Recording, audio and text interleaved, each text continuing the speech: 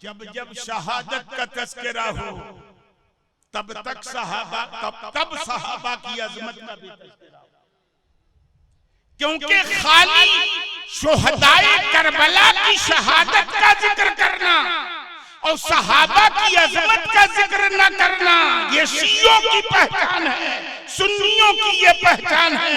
तो इमाम हुसैन की शहादत के जिक्र के साथ सहाबा की अजमत का भी तज़किरा है कि नहीं है? हम सिराते मुस्तकीम पर हैं, बीच वाले रास्ते पे हैं। न अहले बैत से अदावत रखते हैं, न सहाबा से अदावत रखते हैं। अहले बैत से भी मोहब्बत है हमारी और सहाबा से भी मोहब्बत है हमारी। और इसीलिए हमारे इमाम आला हज़रत ने कहा है, अहले सुन्नत का है बेड़ा पार, असहाबे हुजूर नज्म है और नाव है इतरत रसूलुल्लाह। और ये शायरी जो आला हज़रत की है, जाहिर है उनकी पूरी शायरी कुरान और हदीस की रोशनी में है। कोई शायरी कुरान और हदीस से बाहर नहीं। पैगंबर की दो हदीसें आप समाज कीजिए।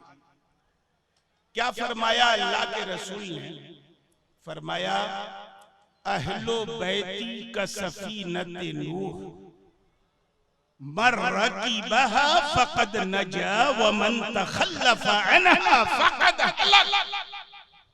मेरे अहले बैत हजरत नूह की कश्ती की तरह कि जो इस कश्ती पे सवार हो गया वो निजात पा गया, और जो इस कश्ती से पिछड़ गया वो हिलाक।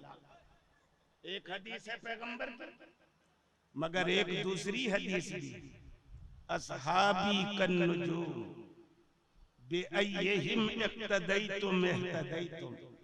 मेरे सहाबा सितारों की तरह, उनमें से जिनके पीछे तुम चल पड़ोगे हिदायत मिल जाएगी। सारे सहाबा हिदायत के सितारे।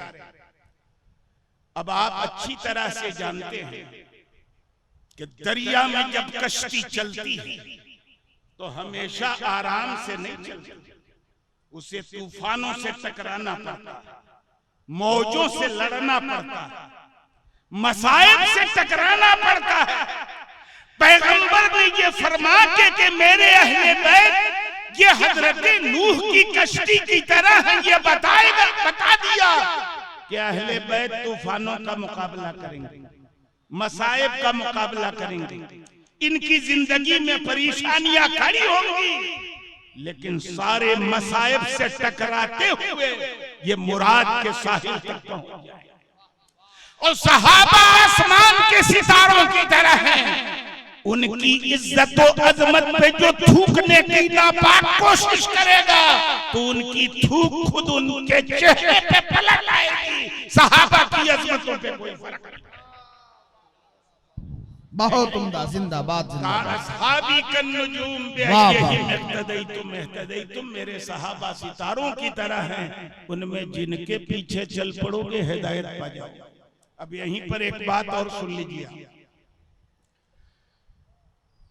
दुनिया में 4 तरह के मुसलमान, और जो 5वीं तरह का है वो गुमराह है, जहन्नमी है, यकीन रखिए। नंबर 1 हनफी, जो सैयदना इमाम आजम की तकलीद करते हैं। नंबर 2 शाफई, जो सैयदना मोहम्मद इब्ने इदरीस शाफई की तकलीद करने वाले, उनको मानने वाले। नंबर 3 मालिकी, जो सैयदना इमाम मालिक रज़ियल्लाहु ताला अन्हु के मुक़ल्लिद हैं, उनके मानने वाले। और नंबर 3 सैयदना इमाम अहमद इब्ने हंबल, उनके मानने वाले हंबली। ये चारों हक पे हैं। ये चारों मसलक से जो बाहर जाएगा वो हक पर नहीं है, बातिल पर। वो जन्नत में नहीं जाएगा, जहन्नम में जाएगा, जो चारों मसलक से बाहर। ये उलमा का इजमा है, और आज से नहीं 3री सदी हिजरी में ये इजमा हो चुका है कि जो इन 4 इमामों में से किसी का एक मुकल्लिद होगा वही राह हक पर है। उसके बाद जो रास्ता है वो जहन्नम का रास्ता है, हिलाकत का रास्ता है। और हमारा ये मानना है कि वो चारों इमाम अहले सुन्नत व जमात के हैं और चारों पर हक हैं। और चारों पर हक इसलिए है क्योंकि चारों इमाम के मसलक की इमारत किसी न किसी नबी के सहाबी की रिवायत, कोई न कोई सहाबी। हमारे इमाम आजम सैयदना अब्दुल्ला इब्ने मसूद की रिवायत पे चल पड़े, वो भी हक पर। सैयदना इमाम शाफी हजरत अब्दुल्ला इब्ने अब्बास की रविश पे चल पड़े, वो भी हक पर। सैयदना इमाम मालिक हजरत अब्दुल्ला इब्ने उमर की रविश पे चले, वो भी हक पर।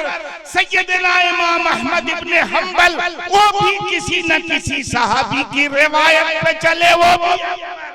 क्योंकि नबी ने फरमा दिया असहाबी कन्नुजूम बिअय्यिहिम इक्तदैतुम इहतदैतुम, मेरे सहाबा हिदायत के सितारे हैं, उनकी जिनकी रविश पे चल पड़ोगे तुमको हिदायत।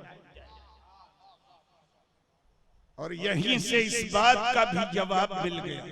कुछ लोग आज कहते हैं कि अगर मैदाने करबला में इमाम अली मकाम हक पर होते तो नबी के वो सहाबा जो मदीना में थे, नबी के वो सहाबा जो मक्का में थे, नबी के वो सहाबा जो बसरा में थे, नबी के वो सहाबा जो कूफा में थे, नबी के वो सहाबा जो शाम के दीगर इलाकों में थे, वो सब के सब एकजुट होकर करबला के मैदान में इमाम के साथ होते। नबी के सहाबा का इमाम हुसैन के साथ करबला के मैदान में न आना ये इस बात की दलील है कि मादल्लाह इमाम हुसैन हम कहते हैं कि नहीं, लोग कहने वाले हैं कि नहीं है। अब तो यूट्यूब का जमाना है, हर तरह के लोग आते हैं। हमारे पास एक साहब ने इस्लाम 360 का ऐप भेजा, गौर से सुनिए। इस्लाम 360 का ऐप आपको भी मिल जाएगा। उसमें है क्या, दुनिया में जितनी जबानें हैं आमतौर पर बोली जाने वाली सारी जबानों में कुरान का तर्जुमा, सारी जबानों में कुरान की तफसीर, हदीस के जितने जखीरे हैं पूरी दुनिया में, एक एक हदीस उस ऐप में इकट्ठा है, उसकी तशरीहात इकट्ठा है। तो वो ऐप भेजा हमारे चाहने वाले कि जो काम बड़े बड़े उलमा और मुफ्ती नहीं कर सके, एक दड़मुंडा आदमी ने कर दिया। तस्वीर भी थी बनाने वाली, इस्लाम 360 की। हमने उसको खोल के देखा तो उसमें पहला ट्रांसलेशन मिला मोहम्मद जूनागढ़ी का, जो पक्का वहाबी अहले हदीस। और तर्जमे देखे तो जमात इस्लामी वाले का भी है, तबलीगी जमात वाले का भी है, कादियानी का भी है, फलाने का भी है, चिलाने का भी है। फला की चिला की तफसीर तो इस्लाम में तो 73 फिक्के हैं, 72 जहन्नम में जाएंगे, एक ही जन्नत में जाएगा। तो सब एक साथ आप पढ़ोगे तो कैसे फैसला करोगे कि कौन हक पर है कौन ना। तो दो बातें होंगी, या तो अपने उलमा और अपने मसलक से बदजन हो जाओगे या गुमराही के गड्ढे में गिर के हिला। तो ये 360 इस्लाम 360 ऐप ऐसा है जहां आबे जमजम और शराब एक साथ परोसा और फर्क नहीं कर पाओगे कि आबे जमजम कौन है और